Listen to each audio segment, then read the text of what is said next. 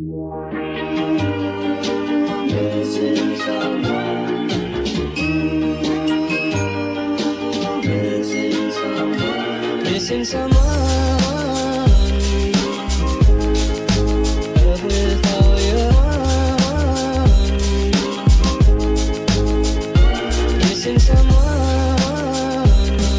I used to go to private school before I went to high school, and private schools can get away with pretty much anything. We had this thing called the late bus, and it would take you home if you stayed late for after school activities or something. And to get to and from our school, you have to go up this very steep, windy, narrow road. And so they had this bus driver that everybody loved. He was a really nice guy. He was just one of those people who didn't know when to not do something, or like personal boundaries. So every time we would go home, he would brake really hard and then start swerving and be like, "Ah, we're crashing," and everybody thought it was really funny. He would also do it on the highway. This one time I fell out of my seat and I smashed my face on the floor of the bus. And I went home and I told my dad, and he was so furious, and he called the school, and I got the man in trouble, and I didn't mean to get him in trouble. But then the next day, everybody on the bus was like, "Hey, can you pretend we're crashing?" And he was like, "No, I can't do that anymore." I felt so bad. Like, should I feel bad though? When I was in high school, we had Spirit Week. And one year we had a meme day. And your boy wore a T-Rex costume. It was awesome. But there were some challenges. I remember that in the morning, I had gym class. "So aren't you gonna put shorts on?" my friend asked me.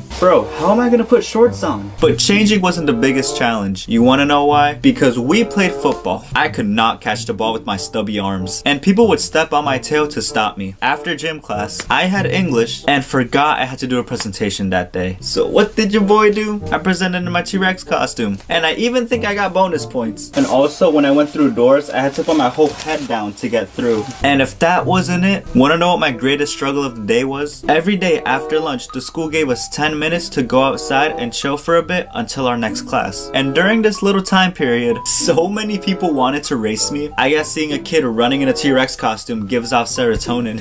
I'm going to tell you guys about the time I let my entire 4th grade class down. You think I'm exaggerating? You know, I stay up at night and I cringe at this. It's just, why did I do this? Honestly, I guarantee you none of them care. None of them remember. But I remember. It's honestly not even that big a deal. But it is to me. Okay, let's get into it. Picture this. Little 4th grade Joe excited to be going to school because it's December. And what does December mean? Christmas parties. That's one of the things that I miss about elementary school.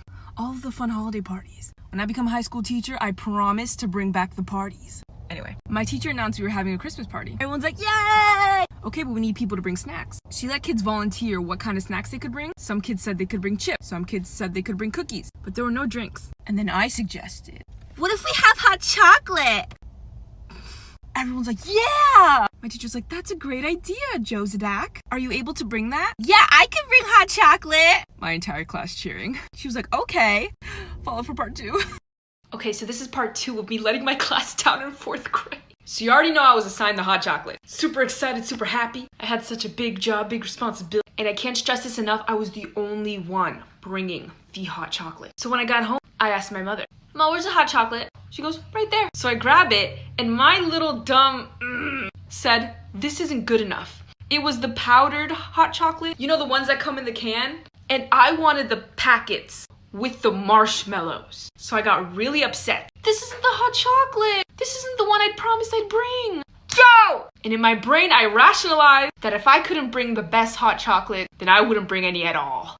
I ended up bringing Chips Ahoy. But that's not the worst part. I walked in, my teacher had prepared a bunch of hot water in cups. It was this giant machine filled with boiling hot water, and she was stirring it. She looks at me walk in and go, "Hey, did you bring the hot chocolate?" "No, but I brought cookies." Joe! Time of the weirdest thing I ever did at school. Now you can't tell me that you never did anything weird in primary school. So I was just chilling with my best friend Olivia, and we were in the last class of the day. I must have been 9 years old, and yes, that is quite old. Anyways, we were partnered together doing some sort of project, I don't really remember. Every single day we would both bring in a brand new toy.